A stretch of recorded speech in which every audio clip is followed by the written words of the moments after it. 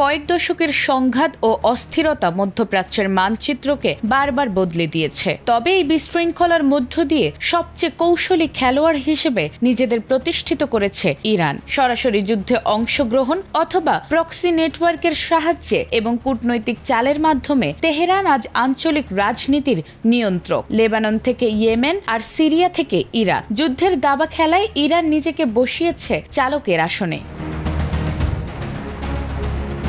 প্রায় 40 দিনের টানা সংঘাতের পর অবশেষে মধ্যপ্রাচ্যে যুদ্ধবিরতিতে সম্মত হয়েছে দুই পক্ষ। তবে এই সমঝোতায় মাথা নত করেনি ইরান, বরং পাল্টে গেছে যুদ্ধের হিসাব। মার্কিন প্রেসিডেন্ট ডোনাল্ড ট্রাম্প যে ইরানকে দুর্বল ভেবেছিলেন, শেষ পর্যন্ত সেই তিনিই এখন ইরানের প্রস্তাবে রাজি হয়েছেন। শুরুর দিকে কঠোর অবস্থানে ছিলেন ডোনাল্ড ট্রাম্প। ইরানকে হুমকি দিয়েছিলেন পাথর যুগে ফিরিয়ে দেয়ার। কিন্তু যুদ্ধ যত গড়িয়েছে ততই বদলেছে বাস্তবতা। কৌশলগতভাবে গুরুত্বপূর্ণ হরমুজ প্রণালী দখলে রাখতে শুরু করেছে ইরান। যেখানে যুক্তরাষ্ট্র জোর করে নিয়ন্ত্রণ নিতে চেয়েছিল, সেখানে এখন মার্কিন নৌবহরেরই ঠাঁই হচ্ছে না। প্রতিটি জাহাজ চলাচলের নিয়ন্ত্রণও রয়েছে ইরানের হাতে। এদিকে ইসরায়েলের দাবি ছিল ইরানের আকাশ প্রতিরক্ষা ভেঙে পড়েছে, কিন্তু বাস্তবে ধারাবাহিক বিমান হামলার পরও সেই প্রতিরক্ষা আরো শক্তিশালী হয়ে উঠেছে বলেই ধারণা বিশ্লেষকদের। ইরাক, সিরিয়া বা লিবিয়ার মতো ভেঙে পড়েনি ইরান। গোয়েন্দা সংস্থার অনুপ্রবেশ ও হামলার পরও দেশটির কমান্ডো কাঠামো অটুট রয়েছে।